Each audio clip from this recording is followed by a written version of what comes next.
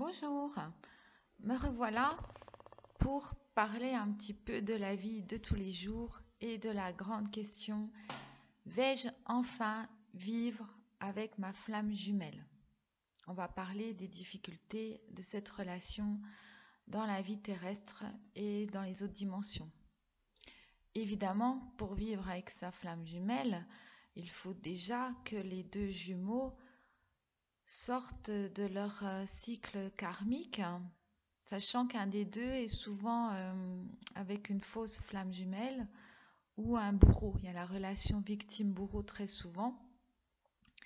Et donc, ils y arrivent, par exemple le runner peut y arriver par l'éveil et la conscientisation due au contact avec sa vraie flamme jumelle, qui va déclencher tout cela. Une prise de conscience de ce karma bourreau-victime quand il est en relation avec une autre âme sœur, mais qui est plutôt dans le côté obscur, bourreau, une fausse flamme jumelle aussi. Donc l'arrivée de la vraie flamme jumelle, ça se fait en général en même temps et l'une va éveiller la conscience, donc la flamme jumelle qui est entravée, qui est cloîtrée, qui est prisonnière dans cette relation karmique, va ouvrir les yeux, va prendre conscience et il faut laisser faire le temps, va se sortir de ce lien karmique. Mais comme je le disais, il doit pacifier avec son bourreau pour terminer ce lien karmique. Il peut toujours essayer, petit bonhomme papier, là, pour couper les liens karmiques. Ça peut arriver aussi qu'il faut faire couper les liens karmiques par quelqu'un qui sait le faire. Et aussi nettoyer la magie noire, parce que souvent les fausses flammes jumelles, c'est vrai qu'elles font beaucoup de magie noire sur leur conjoint, leur mari. La vraie flamme jumelle est soumise à des énergies négatives. J'expliquais ça dans une autre vidéo, ma précédente vidéo, les liens avec la fausse flamme jumelle. Qu'est-ce que c'est? Ayez confiance dans votre runner, ou le chaser aussi peut avoir une fausse flamme jumelle. Et ça m'est arrivé, en fait, j'avais une fausse flamme jumelle. Enfin, je pensais que c'était une âme sœur et que j'allais vivre un bout de temps avec. Alors, on peut vivre avec une âme sœur et puis avoir sa vraie flamme jumelle, sachant que la vraie flamme jumelle va débarquer là-dedans comme une boule dans un jeu de quilles, va tout renverser sur son passage, va vous mettre face à vous-même. Vous allez vous demander ce qui se passe alors que votre vie, elle semblait si bien établie, organisée, que tout semblait bien aller. Finalement, c'est arrivé là je vais dire, c'est l'au-delà qui fait venir votre vraie flamme jumelle parce que vous êtes trompé de partenaire très souvent. Vous n'êtes pas dans le bon chemin. Donc, les esprits, les êtres de lumière vont faire intervenir des synchronicités dans votre vie. Vous allez rencontrer la vraie flamme jumelle et vous allez vous demander ce qui se passe. Ça va vous ouvrir les yeux et vous allez vous rendre compte par un travail d'introspection que parfois vous êtes marié ou en concubinage ou pacsé ou que votre conjoint, en fait, c'est là une fausse flamme jumelle qui ressemble en général étrangement, même physiquement, à la vraie flamme jumelle. Mais sachez que dans cette relation est nécessaire à l'avancée vous travaillez sur votre part obscure et vous sortiez des cycles karmiques comme ça en vous confrontant à d'autres avec qui vous avez eu des liens karmiques dans le passé. On a tous été bourreaux, victimes, peut-être c'était vous le bourreau dans les vies antérieures et donc vous avez cette dette karmique à terminer. C'est ce qui se passe très souvent, c'est ce qui freine la relation des vraies flammes jumelles parce que les deux ou un des deux, ils doivent terminer leur cycle karmique et rééquilibrer leur karma. Ils ont des dettes karmiques et ils doivent s'en défaire, rembourser. Donc pacifier avec le bourreau et calmer tous ces karmas et enfin sortir du karma. À la sortie des karmas, la réunion des flammes jumelles est dès lors possible. Voilà, comment aider son jumeau à sortir de cette relation karmique? Parce qu'on m'a dit oui, mais tu n'as pas dit comment il faut faire. Voilà, mon jumeau, j'ai eu ce témoignage. Mon jumeau, le runner, vit avec son bourreau. Il y a des enfants, il subit la situation, il n'est pas amoureux, il se sent manipulé, trahi, trompé, et il ne sort pas de cette relation parce qu'il doit éduquer les enfants.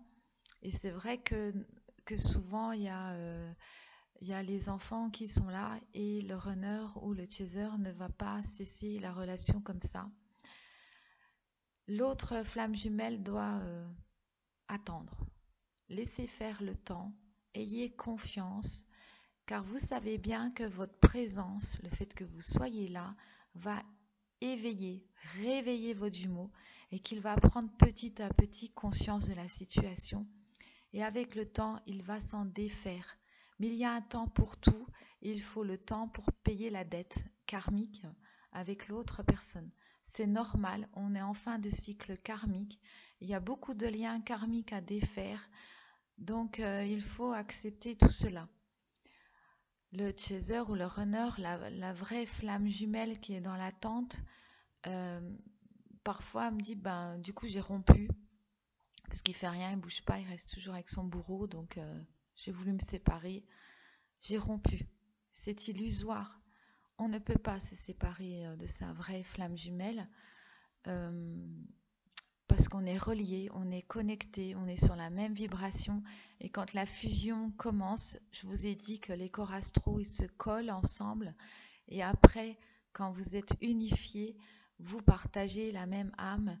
Et ça se fait par des fusions successives à l'insu de votre plein gré. Alors même sur Terre, si vous décidez de ne plus communiquer, de rompre, de ne plus vous voir, vos âmes, elles sont unies, unifiées. Donc dans les autres dimensions, il n'y a pas de séparation. Cela n'est plus possible. Une fois que les corps sont unis, les corps subtils, les âmes, il n'y a pas de retour en arrière possible. La séparation est illusoire, elle est sur Terre dans l'incarnation. Moi, je vous dirais, moi, mon expérience personnelle, j'ai cessé de rompre avec ma flamme jumelle parce que ça nous est souvent arrivé. Et je lui ai carrément dit, écoute, ça sert à rien, les ruptures, on va rester comme ça. On se voit pas. Mais on sait très bien que de toute façon, on va se revoir. On est amené à se revoir. Et la séparation est illusoire puisque, en plus, on l'a en télépathie dans la tête tous les jours. Les corps astraux, parfois on a la visite du corps astral de son jumeau la nuit.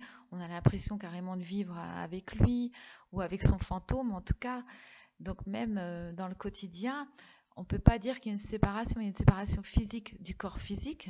Il n'y a que ça en fait. Mais tout le reste, il n'y a pas de séparation en fait. On n'est pas séparés. On ressent son jumeau émotionnellement. On l'entend dans sa tête par télépathie. La nuit, on partage les mêmes rêves. On se retrouve dans le plan astral forcément puisqu'on n'a plus qu'un même corps astral. Donc la séparation, c'est une illusion. Donc ça ne sert à rien de vouloir se séparer. Il faut être dans l'amour inconditionnel. Il faut bien comprendre son jumeau, comprendre qu'il traverse une expérience. Il faut le laisser faire cette expérience-là. Il faut le laisser progresser. Sachez qu'il gagne en maturité, qu'il apprend pendant ce temps. Et vous êtes là pour l'aider par son éveil à conscientiser tous ces problèmes qu'il doit régler tout seul. En aucun cas, on ne peut l'aider, on n'est pas son sauveur, il a son libre arbitre. Si vous voulez trop l'aider, vous voulez vous voulez le contrôler, hein, c'est la notion du contrôlant, et donc il va fuir, il va couper la communication. C'est à lui de régler ses dettes karmiques.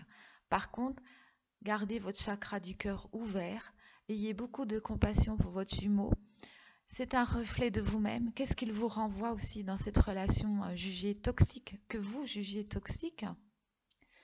Qu'est-ce qu'il vous renvoie, vous? Moi, quand je me suis rendu compte que mon jumeau, il était avec un bourreau, une relation toxique, je me suis pas rendu compte tout de suite que moi aussi, dans le passé, j'étais aussi avec mon bourreau, en fait. Donc ça m'a renvoyé à moi-même. Donc j'ai compris aussi, je comprends encore des choses maintenant. C'est un miroir, un reflet, donc il vous fait encore comprendre des choses sur vous-même. Donc ne faites rien. Il faut être au bon accueil, je vous l'ai déjà dit. L'amour inconditionnel. Ouvrez votre porte. Je vous ai dit, le runner, très souvent, il se tape beaucoup de dettes karmiques. Il a souvent la grosse partie du karma des flammes jumelles, des deux réunies. Et c'est lui qui fait beaucoup le travail karmique pour les deux, parce qu'il y a un reflet miroir. Et quand il revient, il arrive avec tous ses problèmes. Et vous, pendant ce temps-là, vous avez fait vos petits outils de guérison et vous êtes tout à fait capable de le guérir, de l'aider, de le soutenir, de l'épauler, d'avoir beaucoup de compassion, d'amour inconditionnel, d'ouverture d'esprit. Il faut l'accepter comme il est. Ce n'est pas de sa faute. C'est une fin de cycle karmique qui est toujours difficile avec des épreuves à traverser. Donc il va sortir de son karma forcément puisqu'il est dans l'éveil lui aussi. Il fait son travail d'introspection et il se rend bien compte des difficultés qu'il a dans sa vie de tous les jours et il va trouver les solutions, mais il faut lui laisser du temps. Sachez, alors, est-ce que je vais vivre avec ma flamme jumelle? Quand il a fini un petit peu tout ça, de mettre de l'ordre dans sa vie, et quand vous sortez du cycle karmique, cela est possible. Tout dépend de votre plan d'incarnation. Quand c'est la sortie du cycle karmique, très souvent, les flammes jumelles vivent leur dernière incarnation sur Terre. Elles ont une mission divine à accomplir. Donc, c'est quand même plus facile quand elles sont ensemble. Surtout que la fusion, l'éveil de la Kundalini ne dure qu'une vingtaine de jours. Donc, c'est quand même bien de se voir régulièrement pour être toujours dans l'éveil et pouvoir canaliser les autres énergies et les propager autour de soi. Il faut faire confiance. Par contre, c'est bien de savoir ce que vous avez prévu avant votre incarnation, votre plan d'incarnation. Et vous pouvez peut-être le faire en méditation ou par des soins Reiki psychiques qui peuvent vous apporter la solution à ce problème. Il y a aussi, je vous rappelle, les 7 étapes à franchir. Et à première vue, il ne faut pas seulement les franchir qu'une fois, mais ça semble des étapes obligées. Je vous rappelle les 7 étapes pour les flammes jumelles. Donc ce lien bourreau-victime, il est dans une étape en fait. Donc c'est une étape à franchir. Et par les 7 étapes, on vous explique un petit peu comment faire. La première étape, c'est la reconnaissance au niveau des âmes, avec une ouverture du chakra du cœur, une accélération de la compréhension spirituelle. La deuxième étape, c'est le test, l'ego qui revient, la dualité, le conflit intérieur, et ça engendre un nettoyage du mental. Vous avez tous les deux conscience, ou un des jumeaux a conscience des difficultés de cette relation. Troisième étape, c'est la crise. Il y a un choix à faire, soit on garde ses croyances égoïstes sur l'amour, ou sa flamme jumelle. Alors soit on rejette ses anciennes croyances, soit on rejette sa flamme jumelle. Il y a un rejet de son ego. Donc ça semble être un petit peu dans ces deux périodes-là de test et la crise où il y a un choix à faire. Et il y a la notion de peur, de dysfonctionnement émotionnel. Et la suite, c'est des retrouvailles dans des cycles de fusion, de confession, de pardon et d'amour. Donc il faut pardonner à sa flamme jumelle. Il faut bien le comprendre, il faut lui pardonner. Et là, c'est la guérison du corps mental et émotionnel. Donc forcément, il y a beaucoup d'émotions qui passent. Après, vous avez la quatrième étape, le coureur dynamique. L'ego tente de survivre.